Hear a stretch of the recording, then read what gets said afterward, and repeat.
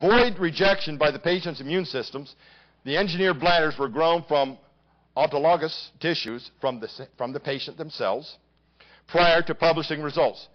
We followed the patients for a number of years to verify that the new bladders were both functional and durable. Wow. Cerebral palsy, China. They're doing a lot of research here also. May 15, 2007. The treatment is not yet available in the UK, but a hospital in China has made a breakthrough in treating cerebral palsy.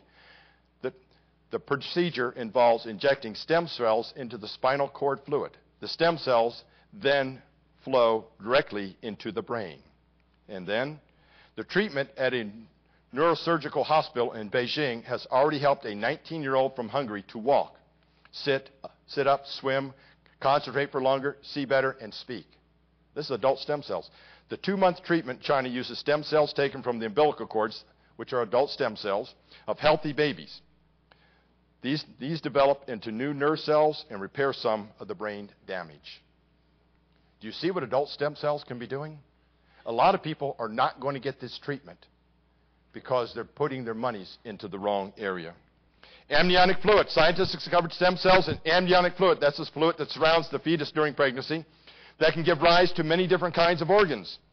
Researchers at Wake Forest University used amniotic stem cells to form bone, muscle, nerve, fat, blood vessel, and liver cells. All adult stem cells. Science Daily, University of Texas, Medical Branch, Galveston, May 25, 2007.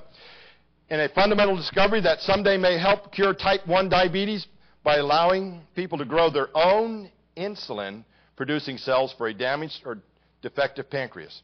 Medical researchers here have reported that they have engineered adult stem cells derived from human umbilical cord blood to produce insulin. Wow.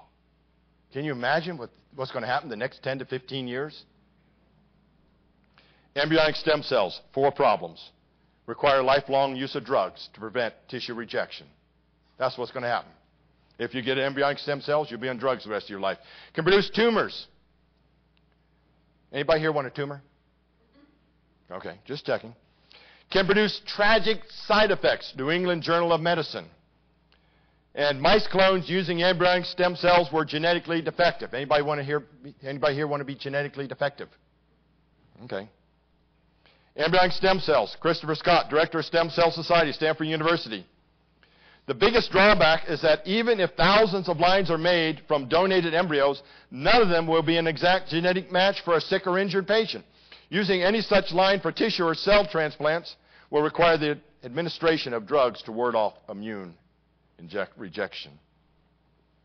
Here's another one. By working with adult stem cells rather than embryonic stem cells, doctors practicing so-called regenerative medicine eventually might be able to extract stem cells from an individual's blood, then grow them in the laboratory to large numbers and tweak them so they are directed to create new organs, new needed organs. In this way, he said, physicians might avoid the usual pitfall involved in transplanting cells or organs from other people, organ rejection, which requires organ recipients to take immune-suppressing drugs for the rest of their lives. That's what happens if you get embryonic stem cells now. You're on drugs the rest of your life. Where adult stem cells, you can actually use your own cells to heal yourself. Stem cell conclusion. Many people have the misconception embryonic stem cells are the greatest promise. Adult stem cells are proven. They have been working for 30 years. The media has distorted the truth. When you listen to the media, if it deals with the embryonic stem cells, they'll always say embryonic stem cells. But if it's adult stem cells, you know what they'll say? They'll just say stem cells to mislead you into believing it's embryonic. Medical research could be adversely affected by this research, by keeping monies from something that does work. So now, I want to take you back to cloning. Now that we got an idea what stem cells are about, adult stem cells do work. That's what we need to be doing. So why are so many people going for embryonic stem cells? Well, a couple of reasons. One, we're a fallen people. Second, it's another form of abortion. And third, money.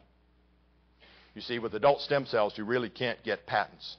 With the embryonic stem cells, you can go out and get patents for these, and that is big money. Money is more important than life. Let me go back to cloning. Cloning expert Dr. Patrick Dixon makes this statement. The greatest worry many scientists have is that if human clones, even if they don't have monstrous abnormalities in the womb, anybody here want a monstrous abnormality? You folks don't want anything, do you? They will need hip replacements in their teenage years and perhaps develop senile dementia by their 20th birthday. Wow. Anybody want to clone yourself? The risk of cloning, high failure rate, up to 99% failure rate. Problems during later development, large offspring syndrome, larger organs. In other words, a lot of these cloned animals or attempted clones, these organs are too large and they can't survive. Kidney or brain malformation and impaired immune systems, abnormal gene expression. In other words, as the baby is developing in the womb, genes get expressed at the wrong time, and we have diseases coming in. And then the telomere differences. Remember that from Dolly? We talked about Dolly? We have programmed cell death. The telomeres get shorter and shorter. By the time the creature is actually born and the animal's born, the telomeres are very short. Here's the stem cell expert from MIT. Interview with Christopher Scott. You cannot get normal adult animals from clones. It is not a technical problem. It's a genetic problem. National Human Genome Research Institute, April 2006. Typically, very few cloning attempts are successful. Many cloned animals die in utero, even at late stages or soon after birth. And those that survive frequently exhibit severe birth defects. In addition, female animals carrying cloned fetuses may face serious risk, including death from cloning-related complications. They don't tell you that the mother carrying the cloned animal might also have complications. Cloning in life. Cloning is not evolution. It requires intelligent engineering. So nothing new was created. Cloning really comes out and proves that human life begins at conception. But Charles Darwin and his followers have said otherwise. See, Darwin convinced many that human life is cheap. Darwin convinced many people that humans are nothing more than another animal with higher intelligence. But I want to let you know, we need to stop calling ourselves animals. We are not animals. You go to a secular school, a government school, they tell you you're animals. They tell our first graders they're animals. We are not animals, folks. We are made in the image and likeness of God. We are fearfully and wonderfully made. No other creature was made that way, only humans. We are not animals. We've got to get out of that. And we need to make sure our children know that. Charles Darwin. I'll make a statement here. I believe we should teach more about Charles Darwin. What? Yes, I think every homeschool, every Christian school, and every public school should teach more about Charles Darwin. Rather than trying to make him a national holiday, we should let everybody know he was a racist. At some future period, not very distant, as measured by centuries, the civilized races of man will almost certainly exterminate and replace the savage races throughout the world. Charles Darwin was a racist. We need to make sure everybody knows that. We also need to know that Charles Darwin put women as a subclass. But instead, we're trying to make him a national holiday. Cloning in life. What has cloning taught us about when human life begins? That's another grandchild there. Just go along with it. Yes. Life begins at conception. I want to go through this now. I'm going to take this timeline backwards here, starting at 30 weeks. At 30 weeks, that baby inside the woman's womb. By this time, the baby is completely formed and will continue to develop until delivery. Notice the baby's completely formed, 30 weeks. The baby may also be able to recognize voices outside the womb. Now, when does that baby come out of there? 9 months. How many weeks is 9 months? Not 36, but 40. You women know that. Sometimes the men don't. 40 weeks. Some are a little stubborn, some are a little more anxious, but about 40 weeks. But at 30 weeks, that baby's fully formed. And we believe it can hear the voices outside the womb. Let's take a look at some more. 26 weeks. Brainwave patterns resemble those of a full-term baby at birth. Eyes are partially open, eyelashes spread, sucking and swallowing present. You know what? That baby can feel pain in there. At 26 weeks, that baby can feel pain. Let's go back from there. 20 weeks. Eyebrows and scalp hair are visible, and the baby blinks often. At 20 weeks, halfway through, that baby can feel pain in there. That baby feels it. 14 weeks. Ability to move the head, mouth, lips, arms, wrists, legs are all present at 14 weeks. And we believe the baby can also feel pain at 14 weeks.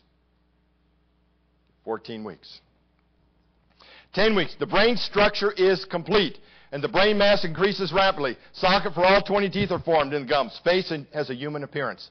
That's at 10 weeks. 18 days. The heart is forming, and the eyes are developing at 18 days. I'm going to show you some pictures here. We can get amazing pictures today of that baby in the womb. There's the 7th week. Notice you can see the fingers and the toes. That's the 7th week. Here's at 10 weeks. The baby can move arms and legs with the range of movements that are fluid and flexible at 10 weeks. That's a human being in there. It is not an animal. 12 weeks. Old baby's performing walking movements in the womb. Some of you women know that.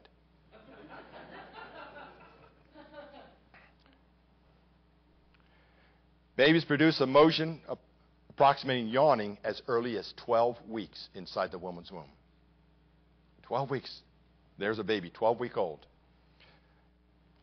Although grasping begins early, it becomes better established during the last trimester. Babies grasp hands, feet, fingers, toes, and most commonly their umbilical cords at early stages. I'm going to show you a baby yawning and putting its foot up to its face here. Early in the... Here's a picture of a baby in there. Watch, it'll eventually put its foot right up into its face.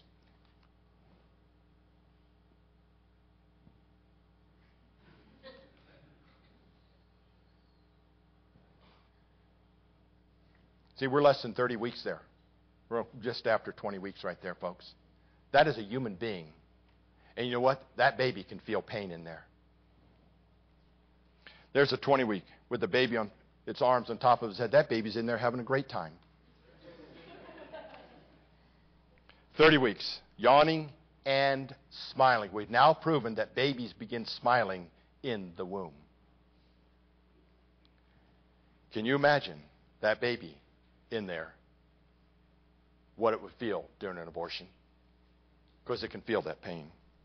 There's a 21-week-old baby inside the mother's womb. This is the type of pictures we get with 4D now, 4-dimensional.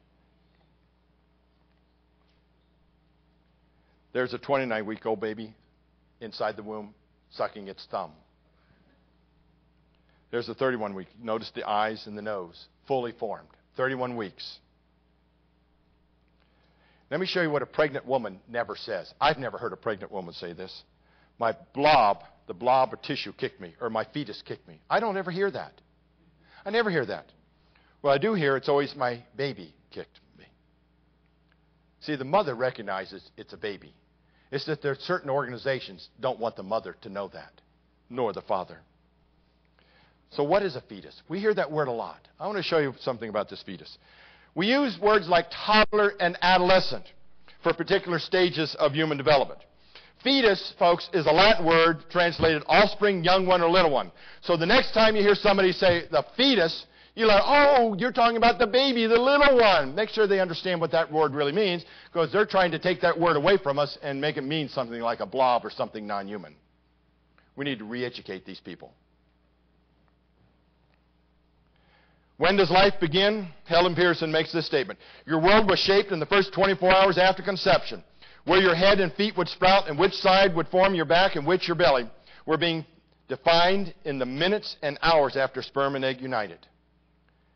Human life begins at conception. And I'm going to let you know right now, they've changed that. They're trying to deceive you. You go back 10 years in the top medical dictionaries, and they all say human life begins at conception, fertilization. Now they have changed that in the recent medical dictionaries. Now they're saying human life begins at implantation after about 5 to 6 days. Why? So they can promote the morning after pill. That's one of the main reasons. Because they're out there telling people the morning after pill does not cause an abortion. Yes, it does. See, at conception, all the information is there.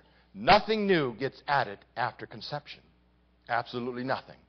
So they changed the definition to help sell that pill. When does life begin? Here's Professor Obstetrics, University of Pennsylvania. I have learned from my earliest medical education that human life begins at the time of conception. Dr. Jerome here, Professor Genetics.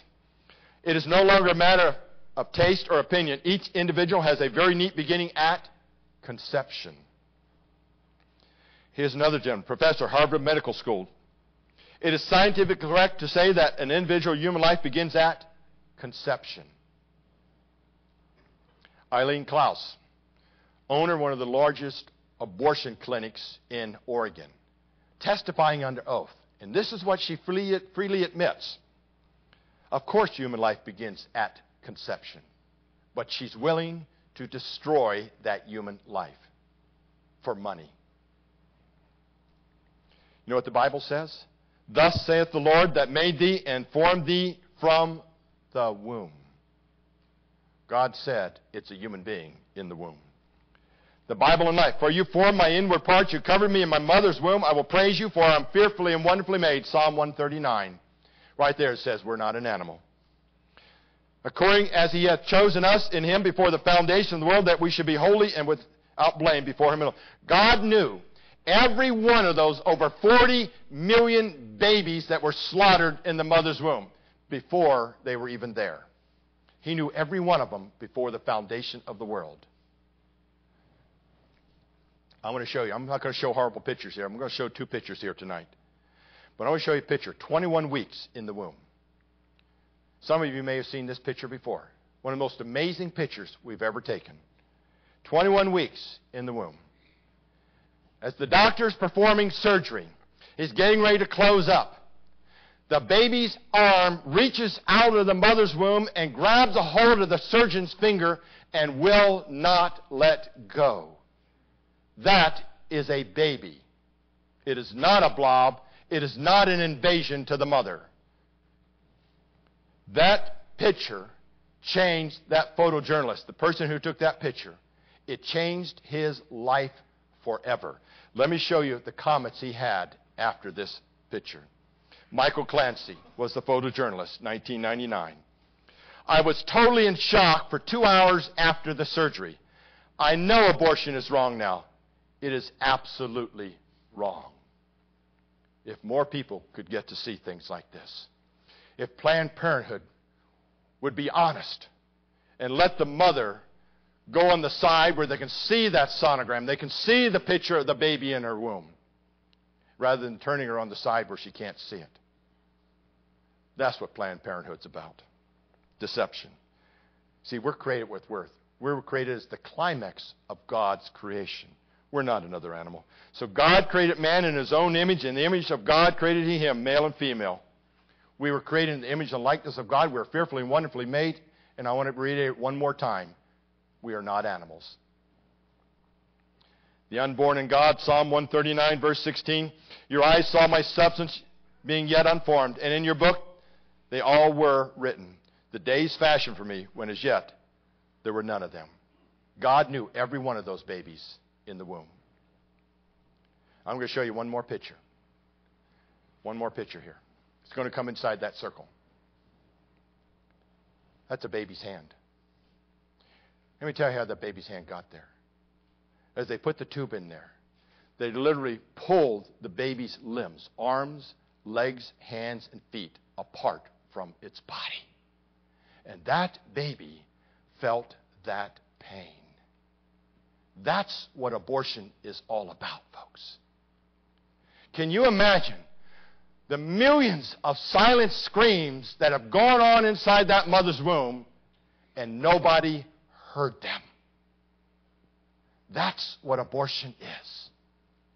It's literally the pulling apart of a baby's limbs right from its body, or literally taking the forceps and crushing its head. That's an abortion. And those babies feel that pain. And we turn back to the Bible when we see Matthew 2, verse 16. Then Herod, when he saw that he was deceived by the wise men, was exceedingly angry, and he set forth to put to death all the male children who were in Bethlehem and in all its districts for 2 years and under. What a horrible act! Herod was killing all the male babies 2 years and under. But folks, that is nothing compared to the over 40 million human babies that were murdered in the woman's womb. What kind of a nation have we become? When we talk about let's not go out and have wars, but yet the biggest war is in the mother's womb. We have killed more people in the mother's womb than any war we've ever been, or all the wars combined. That's the battleground. And those babies don't even have a chance, can't even fight back. So when we talk about wars, if anybody's against wars and they're for abortion, they're self-contradicting. See, motherhood. Mary O'Brien Drum makes this statement. After a woman is pregnant, she cannot choose whether or not she wishes to become a mother. She already is. All that is left to decide is whether she will deliver the baby dead or alive. That's what it's about right there. Once you become pregnant, you are a mother. The results of evolution teaching, mankind is just another animal. Go ahead and kill the baby. What was Planned Parenthood saying 25, 30 years ago? It's not a human being inside the mother's womb. It's undergoing its stages of animal evolution. Therefore, go ahead and murder it. It's not a human being. How scientifically wrong can you be? Pro-abortion movement is based largely on evolution thinking. That's why it's so important to understand this evolution worldview here. We must understand that. The church has to understand it. Because what comes out of it is the murdering of human beings. Folks, it is never, ever a choice. Don't ever call this thing pro-choice. It is not a choice to murder a human being.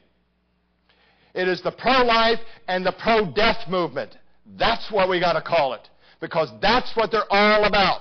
The murdering, killing of human babies who don't even have a chance.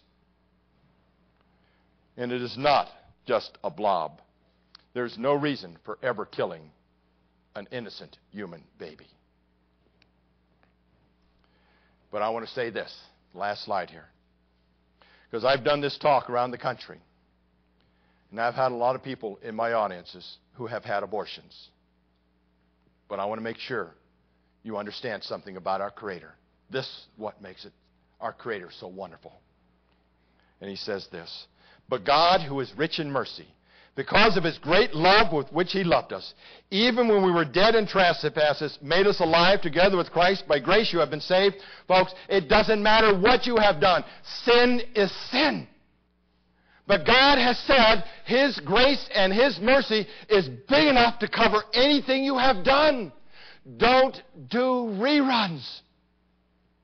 Look forward to the hope that you have and the testimony that God can give you to maybe save another innocent human life. God's grace and mercy can cover it. You can be forgiven because of what Jesus Christ did on that cross 2,000 years ago. That's the Creator we have. Look forward to the hope that you have in him. That's what we're about at Answers in Genesis. You see, the abortion movement, the pro-death movement, is about evolution. And we've got to stop that.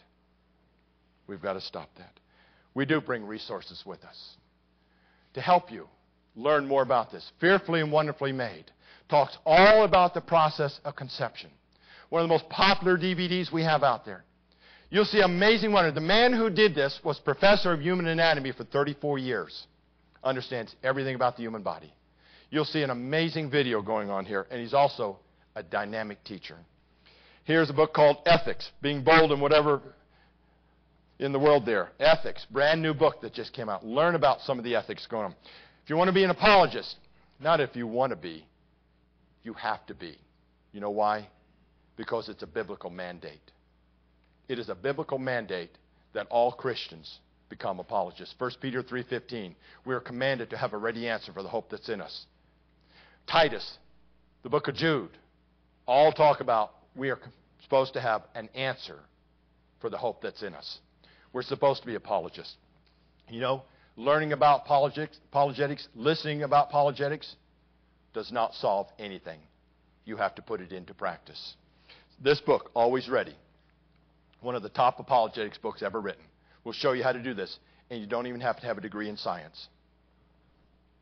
For children, here's a pack. Questions, 7 C's of history, beginnings. This will not only train children in 1st through 6th grade, or even the kindergarten, how to understand the Bible, the history of the Bible, but also how to ask the right questions. Tremendous resource. Then if you like germs, here it is, brand new book. All about germs. What about antibiotic resistance? Evolutionists say that's evolution. No, it is not. You're being deceived again. He'll talk all about that in there. Then you can say you came to church and bought a 6-pack. 6 DVDs for $39. You get The Origin of Humans, Astronomy in the Bible, Why It Matters What We Believe. Talks all about the days of creation, the flood. And we also get, if you want to understand about dating, not boy-girl, but what about carbon-14 dating, radioisotope dating, all explained for the layperson. 6 DVDs for $39. Then we even brought some of these wall charts for us. Some of those pictures I showed you about the baby inside the woman's womb, here it is, and explains all the process, what that baby is capable of doing right there. And we also have one for the Messianic genealogies. We even bring packs of books so you can get, for $25 you get 3 books. And don't forget to sign up for our magazine. We already have over 50,000 subscribers. It's been out for almost a year now. You sign up for the magazine for 1 year, $22. Any DVD that we have down there, you get to take for free. That cuts the price in half right there. $22, you get a $12 DVD to go along with the subscription. And you get the first issue of the magazine down there. So make sure if you want to look at it, open up the magazine, look through it. Open up any book down there and look through them. We encourage you to do that. We also have a newsletter that comes out. You will sign up for that because it's free. It's free. Make sure you sign up. We need to be armed. We need to be prepared. We need to do what the Bible tells us we have to be able to do. And that is bring down all strongholds and everything that exalts itself against the knowledge of God. That's what we're commanded to do. So we need to go out there and obey these biblical mandates and bring down these strongholds and see if we can save human lives. So we'll take about a 15-minute break here. Any questions? 1 or 2 questions? In the back. Yes, sir. Couple things. Has anybody spoken to all those doctors that you quoted about saying when life begins and told them how wrong they are? Yes, we've been talking to doctors, and some of them don't want to listen. They really don't want to listen. Their mind is made up. You see, it's not about evidence. It's a worldview. And that's what you have to understand. We interpret the evidence based on our worldview. So you have to go down to that presupposition, that worldview level. And the worldview of evolutionists says all that exists is mass and energy. It means there is no supernatural, no creator God. So everything must be explained in evolution. That means that baby in there may not even be a human being. That's what Planned Parenthood taught. Then they taught it was a blob. Then they taught it was an invasion, a tumor in the body. How unscientific can you be? So let's take about 15 minutes, do your biological functions, sign up for some of those resources, come back, and I'm going to show you something amazing about our God, astronomy, and the Bible.